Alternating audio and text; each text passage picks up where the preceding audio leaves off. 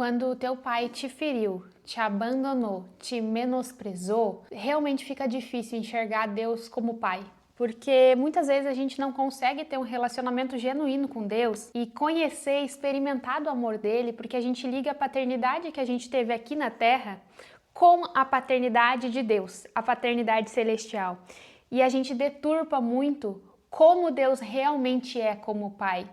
Porque eu passei por isso e foram longos 6 anos para de fato eu entender como é a paternidade de Deus e realmente eu me deixar aceitar o amor de Deus sobre mim. Porque isso foi um processo muito doloroso, muito complicado para mim. Porque por mais que eu tive um pai presente de corpo, ele não era presente emocional, não me dava o pertencimento de ser pertencente como filha amada e muitas vezes não me proporcionava a segurança e proteção. Na cabeça dele, segurança era prover o dinheiro para sempre ter comida na mesa, mas não prover carinho, não prover diálogo, que são uma das coisas mais especiais. É como eu sempre falo, presente não supre presença. Foi muito difícil desassociar a figura de pai terreno com a figura de pai celestial para mim. E como eu falei para vocês, eu demorei para aceitar o amor de Deus sobre mim, porque genuinamente o amor de pai terreno aqui na Terra, talvez eu não tenha sentido. O meu pai, ele teve uma infância que ele também não recebeu amor, de carinho mesmo, sabe? Genuíno. Meu pai hoje ele já é falecido, e ele foi criado, foi o primeiro filho homem da família e foi criado no meio de, se eu não me engano, 11 irmãos.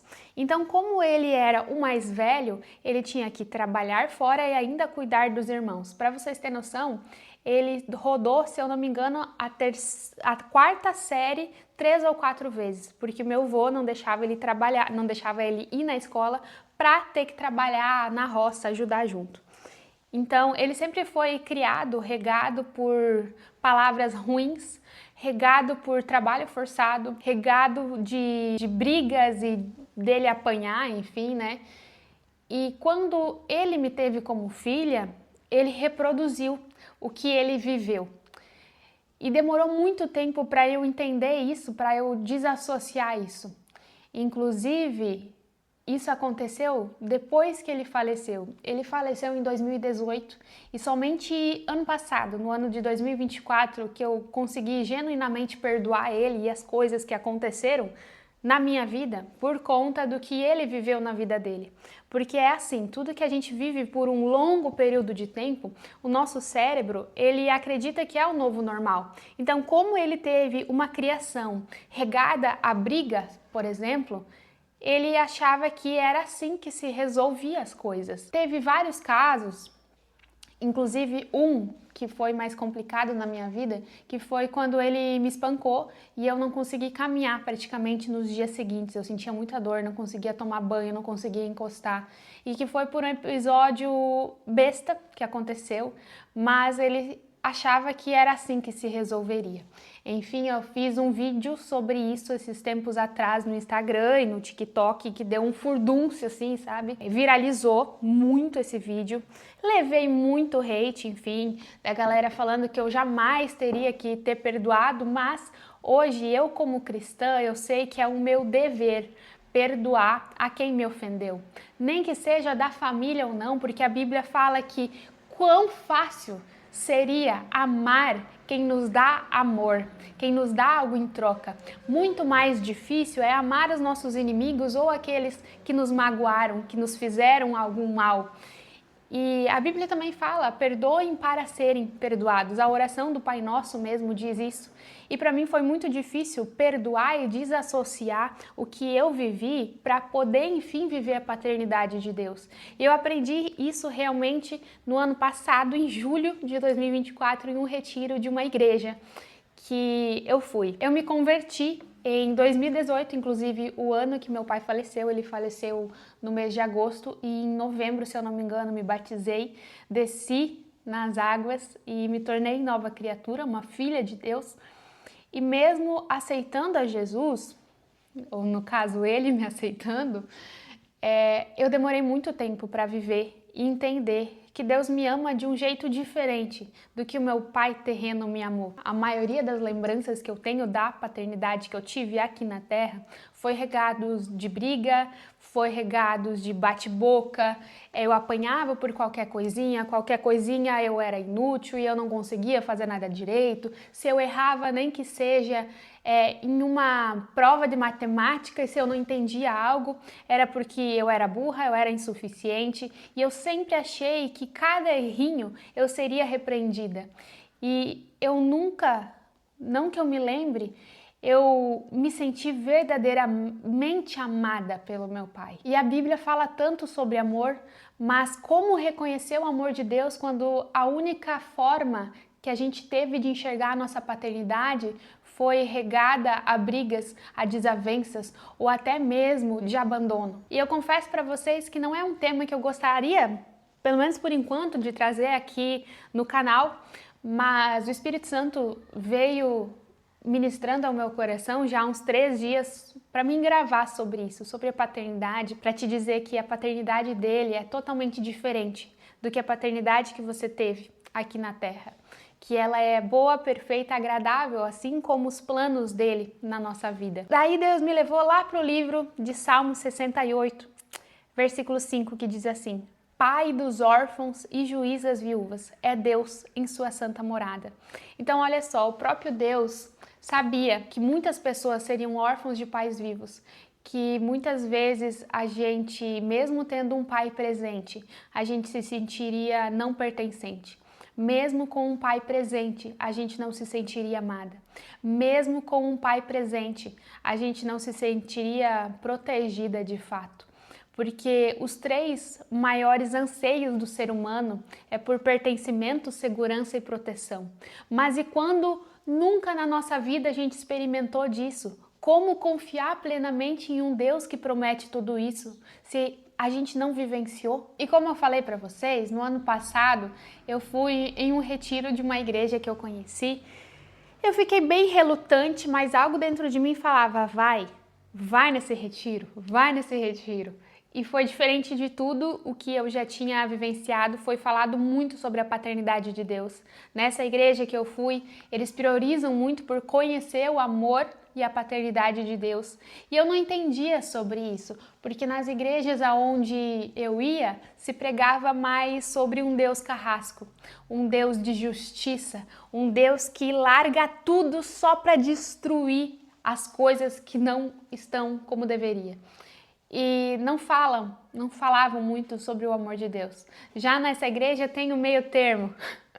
Eles falavam tanto da justiça, mas também do amor de Deus. Porque como diz Paulo, se não fosse o amor, o que seria? Sabe? Porque dentre o amor, a fé e a esperança, o amor sempre predomina porque ele é o maior. E Deus é um Deus de amor. Embora ele seja justo, ele é um Deus amoroso, ele é o nosso paizinho que nos ama antes de tudo. E eu quero compartilhar com vocês algumas anotações que eu fiz nesse retiro que eu fui no ano passado e que tocou muito no meu coração e me fez abrir os olhos para o quanto eu estava machucada com a paternidade que eu tive aqui na Terra. Então, olha só, primeiro eu quero falar com vocês sobre a importância da paternidade. Diz assim: de acordo com a psicanálise, a paternidade ela cria a personalidade estrutural de uma pessoa. Ou seja, a presença do pai é igual ou até mais importante na formação do caráter do filho ou da filha. Afeta até mesmo a afetividade, relacionamentos com amigos, relacionamentos amorosos. Afinal, nós somos reflexos do que foi formado em nós até os nossos 12 anos. Então, isso já me caiu um pouco da ficha do quanto uma paternidade amorosa me fez falta. Porque quantas vezes eu entrei em relacionamentos por pura carência, por querer uma validação de uma figura masculina. Quantas vezes eu fiz isso? Porque quando nós não temos, de certa forma, uma validação de uma figura masculina dentro da nossa casa, depois, posteriormente, a gente procura em relacionamentos. Ou com amigos, ou, como é mais comum, relacionamento amoroso. Enfim, aí olha só, o que a falta de paternidade pode fazer. Vou começar aqui para falar o que pode fazer nos homens. Assim, aqui a maioria das pessoas que me assistem são mulheres, né? Mas aí vocês já vão pegar as coisas, ó. O que a falta de paternidade faz nos homens? Pode ocasionar desvios temperamentais, comportamentais, que são provenientes da falta de paternidade, como desvios sexuais ou distúrbios sexuais, desprezo por uma mulher, ou seja, aquele homem sabe que prioriza muito a conquista, mas quando conquista ele despreza. Isso pode ser falta de paternidade. Vazio existencial. Você perde o desejo, o interesse pelas coisas que começa. Porque o homem é quem traz palavras de afirmação dentro da casa. Então, se uma figura paterna faltou para a sua vida, isso pode acontecer. Esse vazio pode aumentar dentro da sua vida, porque de fato o homem é quem valida e quem dá a direção. Tanto é que a Bíblia fala que ele é o cabeça, né, da casa. Outra questão que pode acontecer também, sentimento de medo e insegurança, porque justamente não tem alguém para direcionar, validar, falar que você foi bom ou que não foi bom, que você pode melhorar. Necessidade de afirmação, novamente. Você pode ser mimado demais ou mimada demais pela falta de paternidade, porque teve um excesso de segurança pela sua mãe ou pelos parentes ali ao redor. O homem, por exemplo, pode ser machista, porque normalmente as figuras de autoridade na vida deles foram mulheres. Isso é muito verdade. Muito verdade. Inclusive, eu tive uma conversa no meu direct do Instagram sobre isso, sobre uma mulher que é casada e o marido dela tem muita essa questão machista justamente pela falta de paternidade.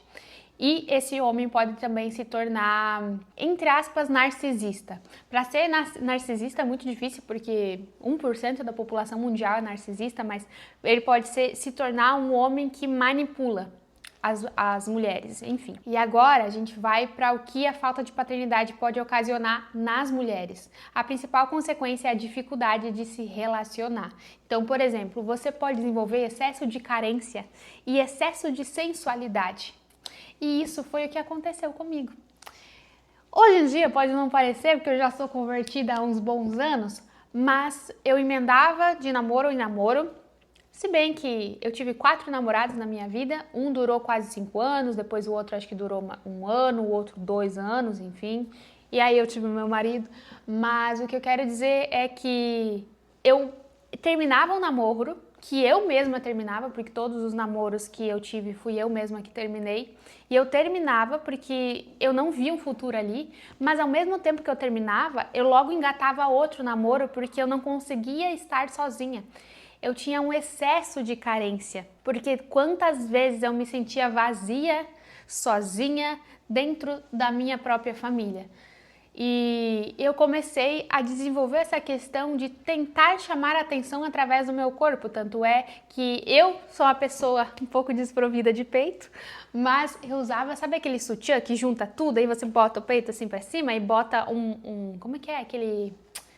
aquele sutiã que junta tudo, agora não me lembro, porque hoje em dia eu uso até sem bojo, porque eu já tô nem aí também. Se eu sou despeitada, amém, Deus me fez assim. E eu colocava decote, essas coisas assim, tentava apertar um peito pro outro para ver se isso chamava atenção. Porque se eu não chamava atenção por ser quem eu sou, talvez com o meu corpo eu chame. E hoje eu entendo que isso foi pela carência que eu tive. De uma figura masculina me validando, enfim. Essa mulher também pode se tornar bruta. Sabe aquela Xena guerreira, eu faço tudo sozinha? Ou seja, essa mulher pode se tornar hiper mega independente, querer fazer tudo sozinha para não ter que chegar e ter acesso a nenhuma figura masculina dizendo o que ela deve fazer. E eu fui exatamente essa pessoa também. Olha só. Então eu tive praticamente tudo o que era para ter nessa questão de falta de paternidade. Eu me tornei uma mulher que achava que, de certa forma, eu poderia fazer tudo sozinha, que já que ninguém me ajudou, já que ninguém me validava, já que ninguém me direcionava, já que ninguém afirmava algo de quando eu era boa, eu pensei, então vou fazer tudo sozinha. E o que aconteceu? Caí em uma depressão, em um burnout, não sabia mais quem eu era, Entrei em um limbo até entender que eu não preciso mais fazer nada sozinha. Essa mulher que teve o pai ausente também pode amar, se apegar por homens que também são ausentes ou distantes, ou até mesmo homens que a humilham e a maltratam.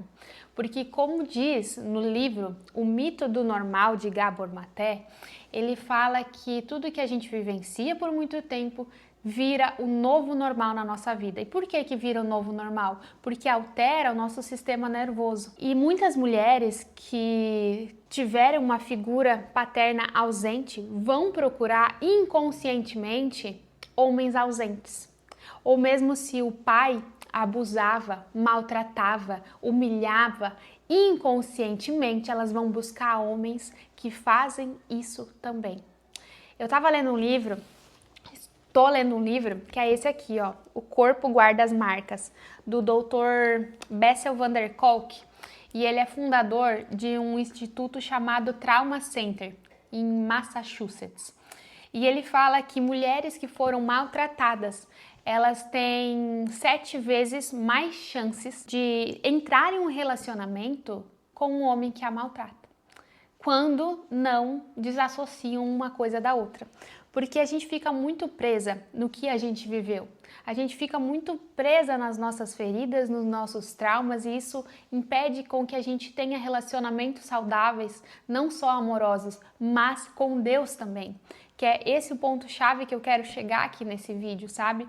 Quantas vezes a gente ouve que Deus nos ama, que Deus nos cuida, que Deus nos protege, que Deus nos livra, mas a gente não sabe e não entende exatamente como é isso, justamente porque a gente não viveu isso na nossa vida. E outra coisa aqui, gente, mas não menos importante, que a mulher também pode desenvolver muita dificuldade de se relacionar sexualmente por falta de afeto.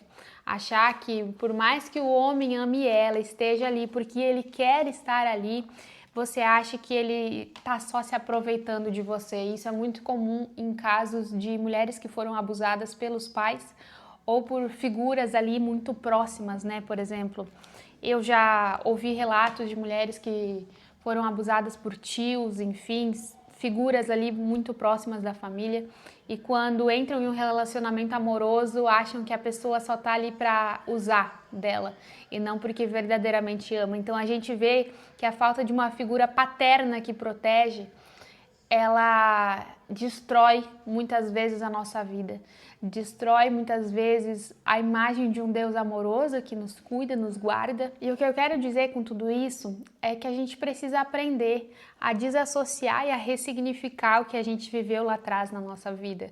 Entender que o que a gente viveu na nossa paternidade, se a gente foi maltratada, humilhada, abandonada, isso não tem nada a ver com o Deus que é Pai. A Bíblia fala que Deus é chamado de Abba Pai, de paizinho. E esse paizinho, ele remete a um pai celestial, um pai que não erra, que não abandona, um pai que não humilha, um pai que não maltrata, mas sim um pai que ama, cuida e protege. Então, por favor, entenda que Deus é a sua origem. Deus é o seu Pai verdadeiro, assim como eu comentei em Salmos 68, versículo 5, Deus sabia que muitas filhas e filhos seriam órfãos de pais vivos, seriam machucados por pais vivos. Por isso ele afirma que ele é o Pai verdadeiro. E quando eu entendi isso, eu entendi que tudo que eu passei na minha paternidade terrena com o meu pai, a vez que ele me espancou, as vezes que ele me humilhava, inclusive da mesma vez que ele me espancou, quando ele me puxou pelos cabelos para dentro do carro, eu comecei a desassociar isso, porque isso foi fruto de alguém que não tinha inteligência emocional, alguém que não desassociou o passado dele, não desassociou a paternidade que ele teve.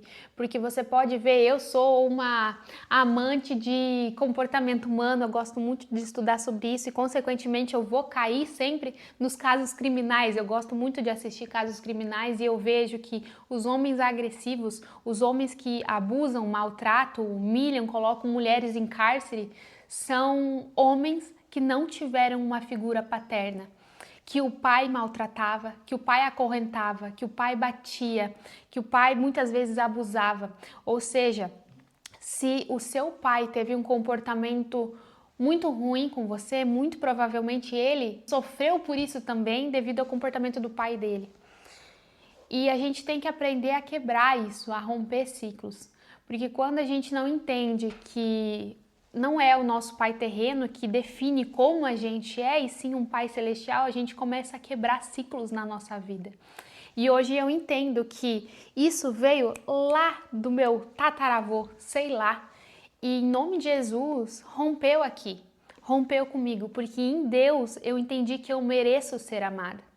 Em Deus eu entendi que eu sou amada. Em Deus eu entendi que eu estou segura e eu tenho proteção. Sabe? É em Deus que a gente encontra o verdadeiro significado de amor paterno, de amor celestial mesmo. Porque não tem como a gente viver uma vida achando que tudo que a gente viveu vai ser replicado. E eu entendo que muitas vezes as pessoas falam que Deus é um Deus carrasco, justo, repreensivo, que não perdoa, porque tiveram um pai assim. Quando a Bíblia fala que as misericórdias de Deus se renovam a cada manhã, que Ele é o Pai verdadeiro, que o amor, Ele é o Deus de amor, que o amor sempre vai se sobressair. Porque Deus sabe que nós erramos, Deus sabe que a gente muitas vezes se machucou e Deus nos espera.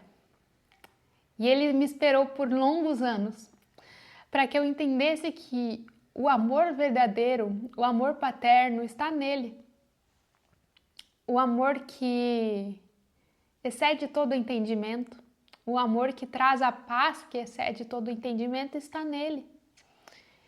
Então, que a gente possa desassociar o que a gente viveu na nossa vida lá atrás e começar realmente a nos entregar para o amor de Deus.